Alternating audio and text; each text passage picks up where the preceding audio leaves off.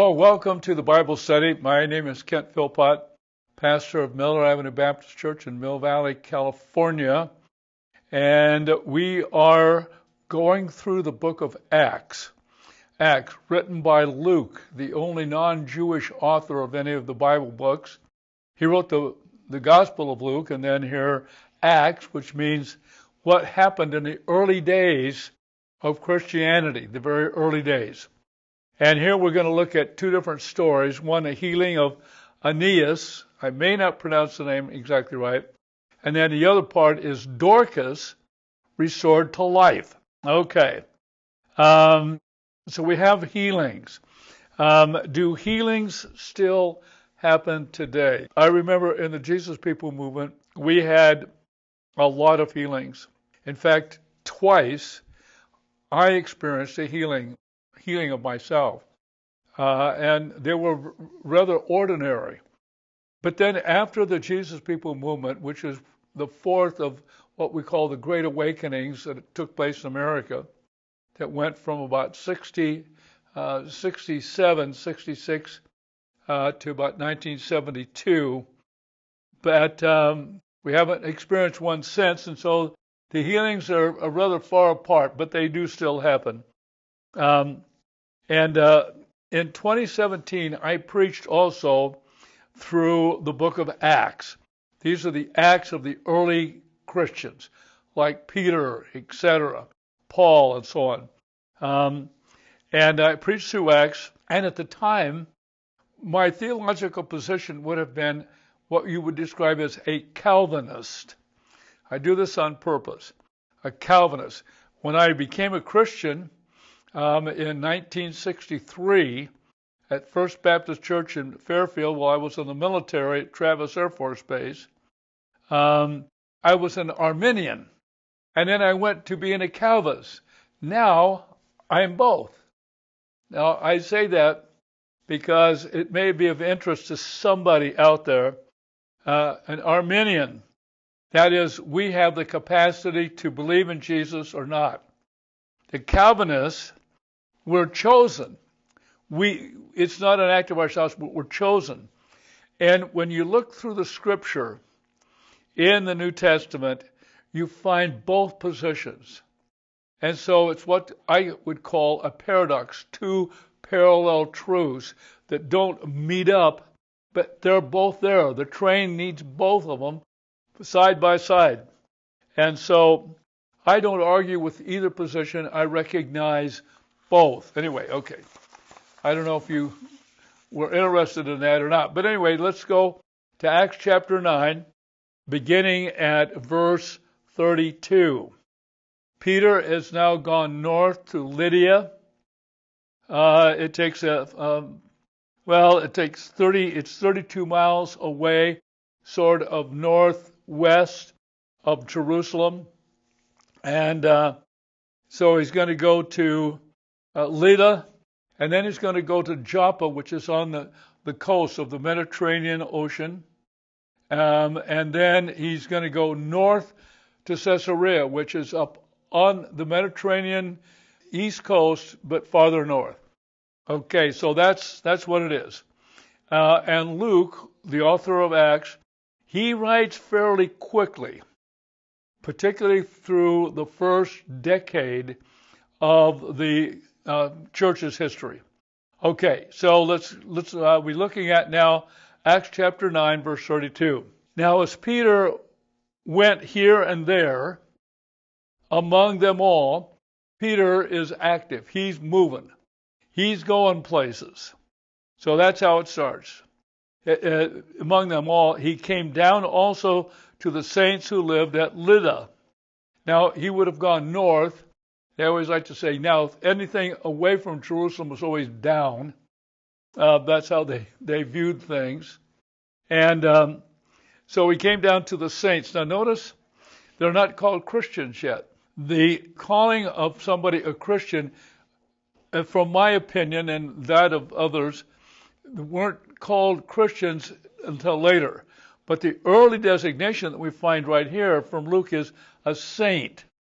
Now, the idea of what is a saint is a little bit tricky. Some people say, well, it means that they're sinless. No, apparently not. All Christians are sinners. Christians are usually more aware of their sin than most people. We are aware that we sin. But the saints, that means they belong to that which is holy. It's hard to describe. Anyway, the saints who lived at Lydda. Okay, so again, on the northwest road from Jerusalem to Joppa, and Joppa is on the coast. There he found a man named Aeneas, bedridden for 8 years. Some commentators say that he had been paralyzed from the age of 8. Some say for 8 years, and that's what I go with. So it's a very severe kind of situation. It says, who was paralyzed. He couldn't move. Somebody is having to take care of him. We don't know how old Aeneas really is. Verse 34. And Peter said to him, Aeneas, Jesus Christ heals you. Rise and make your bed. Now, the make your bed, some will say fold the mat, but the literal words mean prepare for yourself. So we have some translations will say make your bed. Some will, but usually that's the main thing. But it could be said fold the mat or prepare for yourself. I don't know. Anyway, and immediately he rose. Immediately he rose. Now here's a guy paralyzed 8 years at least. And so immediately he arose, and it says, and all the residents of Lydda and Sharon saw him, and they turned to the Lord. The guy was well known. He hadn't been just thrown out into the trash heap.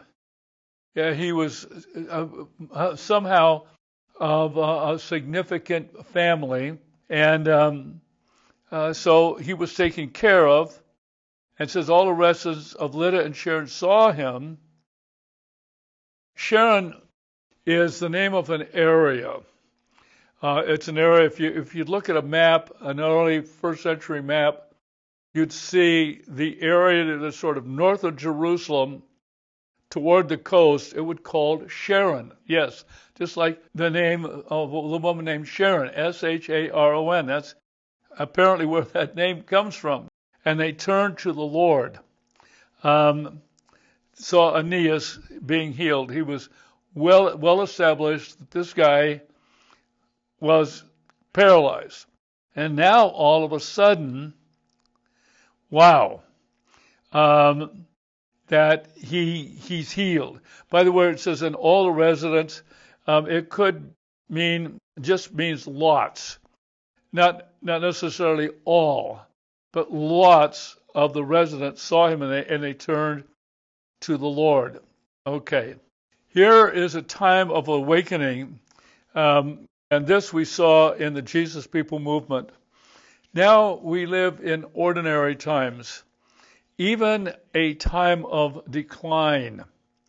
A time of decline, which is quite typical. Prior to 3 of the 4 American awakenings were very dead times where it was going against Christianity.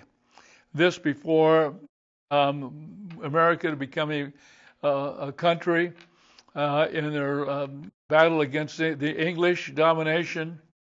And before that, at that period of time, it was a very, very unchristian sort of an environment. Very unique, very interesting. In fact, there had been major awakenings in times and places where there wasn't any Christianity apparent at all, particularly in Indonesia and Malaysia, that took place in the early 1960s. I happened to had spent a lot of time with one of those who had been there who had been Muslim, and the huge numbers became followers of Jesus, and they sent so many to the seminaries in America to get educated. And I happened to have an opportunity to live next door for one of these for a whole year. Told me all the stories. You probably heard me say this before. Okay, now let's go on to the second story. This is one's called Dorcas Restored to Life. By the way, this is not what the Bible title sings. The version that I have, and I've used the King James Revised Standard Version, the New International Version. I like the ESV, and they will have a tendency to put a title above what you're going to read. Here's the new storyline. I like it because it makes it easier to preach. You have a beginning where the story begins and then an ending. So let's take a look at Dorcas restored to life. Now, verse 36. Now there was in Joppa, now that's on the coast, a disciple named Tabitha, which translated means Dorcas. So her original name was, in the Aramaic language, would have been Hebrew letters, Tabitha, and that was her name, which translated means Dorcas in Greek. Dorcas would be the Greek version of her name, and Tabitha would be the Aramaic of her name. Both the names mean gazelle, like the animal, a very graceful animal, a gazelle. That was their names. And it says, she was full of good works and acts of charity, meaning essentially that she helped the poor, indicating that was likely some wealth in her family. And so here she is, here's Dorcas, and would have been well known because of the way that she helped the poor. Verse 37. In those days she became ill and died. Wow. You know, our lifespan, at least here in many parts of the world, like America and other places, the lifespan is increasing. I'm 83 years old, and my dad died when he was 90. My grandmother when she's 100, but they were long lived. Everybody was amazed, and I'm sort of amazed that I'm still on the planet myself. But anyway, we don't know how old she was, but it would likely to have been in, well, maybe 40s, maybe 50s, maybe earlier. And when they had washed her, that was a common practice amongst Jewish people. Common practice on the day they died, that the person would be washed and buried the same day. Okay, washed her, and they laid her in an upper room. Upper room is sort of an interesting thing. It's basically the roof of the house. The houses tended to be flat, not this sort of thing, but they were flat. They didn't have that much rainfall, and they would actually find ways of saving the water. But they became rooms. They became guest rooms. We see these sort of places a number of times in the Gospels, where Jesus and disciples met. And when it says that their Last Supper in the upper room may have been up there, it's hard to know. But anyway, that's what some of the commentators say, and I'm not going to be definite and for sure on anything in particular. But anyway, just possibilities. So here she is. She's laying washed in the upper room, and they buried people the same day. Verse 38. Since Lydda was near Joppa, the disciples, hearing that Peter was there, he was in Lydda, they heard Peter was there, they sent 2 men to him, that means down to where Lydda was, where Peter was, from Joppa to Lydda, urging him, please come to us without delay. Well, that was because she would have been buried soon. And had they heard about the healing of Aeneas, that was the story just previously, it's likely that that's what happened. That the story traveled. It didn't take very long. The estimate is it would take about a 3-hour walk for an adult to be able to walk from Lydda to Joppa, or Joppa to Lydda. And so not that long. And so that's why they say, please come to us without delay, because they would not let the darkness overtake. She'd be married in the daylight of that day. That was the Jewish custom of that period. We find it in a number of different times, even figures in fairly strongly to the burial of Jesus. Please come to us without delay. Verse 39, so Peter rose and went with them. Now, that's a very interesting little statement. Why would Peter be so anxious to do that? To set off on a 3-hour trip, haste, in a situation like that, where he knew nothing about anybody. But anyway, he went. Peter rose and went with them. And it says, and when he arrived, they took him to the upper room. Okay. All the widows stood beside him weeping and showing tunics and other garments that Dorcas made while she was with them. Now the widows, that would have been a customary sort of event. It would, some commentators have even suggested that it was a paid job. They made money by doing that with people who had died.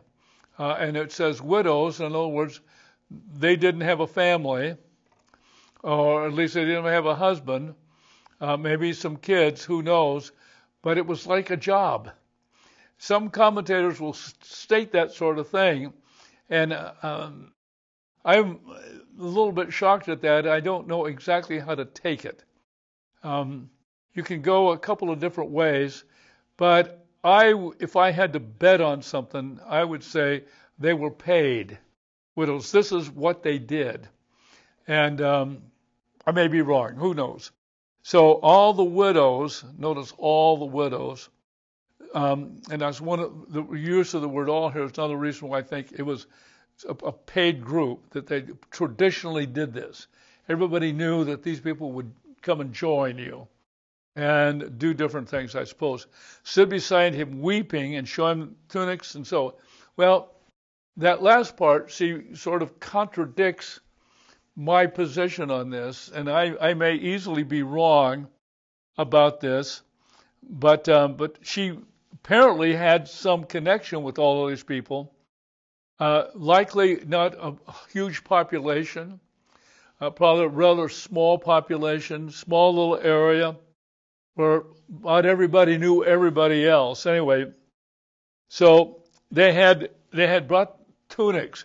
That's be what they wore, like a dress, and garments and other garments. See, there was a garment, other garments made. Dorcas made these things, and apparently would giving them away, maybe selling them. But I have the suspicion that she was giving them away to other people while she was still with them. Wow. There's so much that could be read into some of the things we're looking at here, and it's really, really kind of interesting. But anyway, got to get going. Anyway, verse 40. But Peter put them all outside. Peter put them all outside. Tends to be not up in an upper room, traditional upper room, but maybe. The commentators will go on different positions here.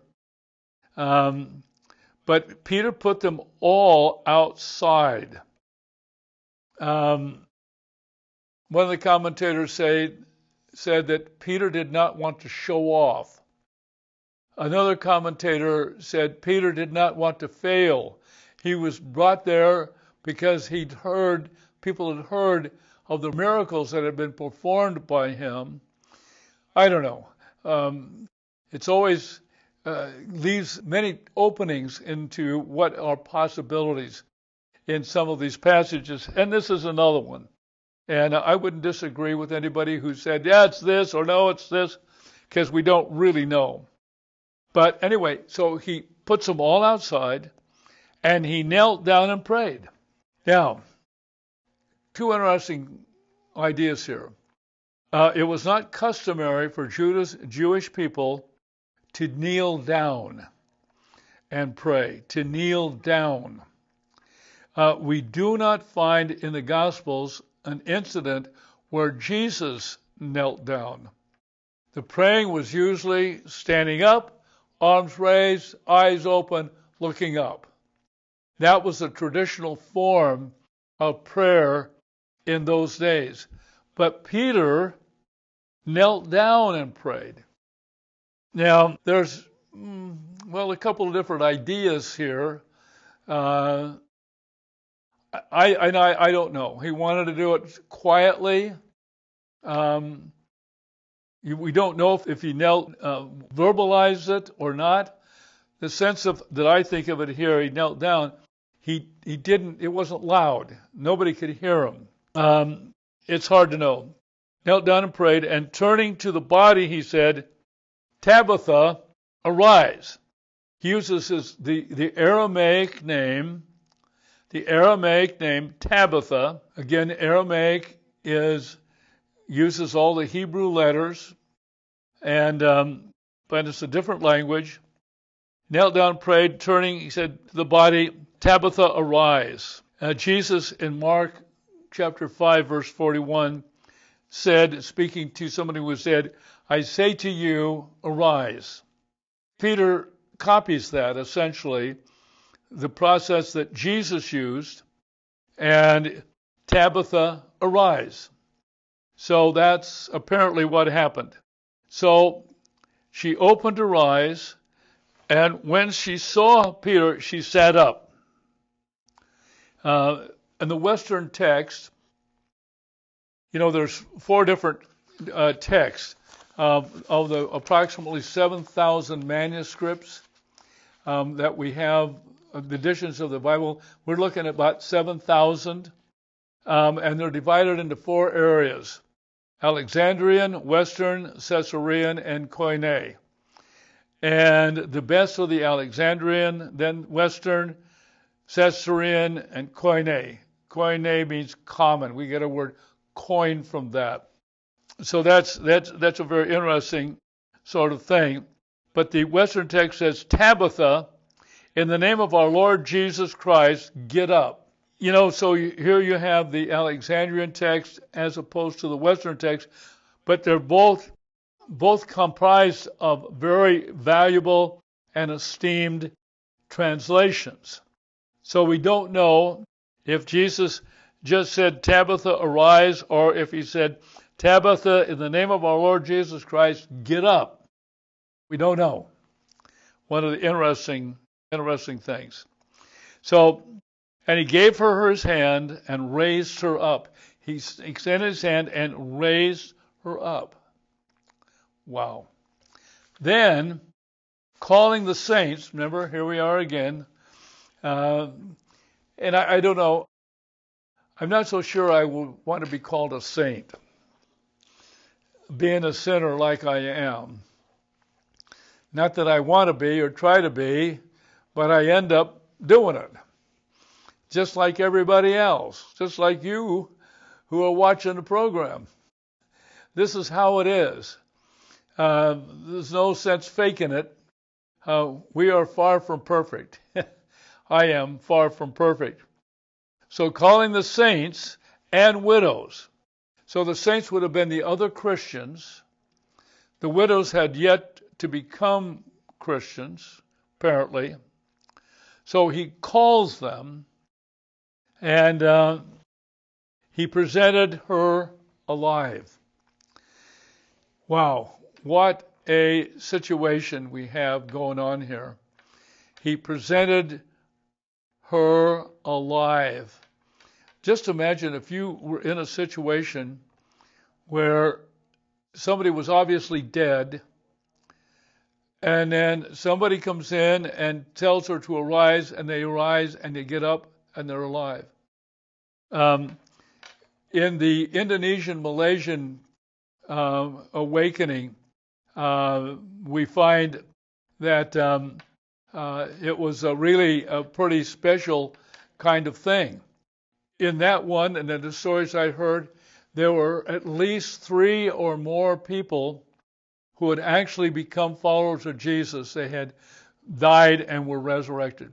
Verse 42. And it became known throughout all Joppa, and many believed.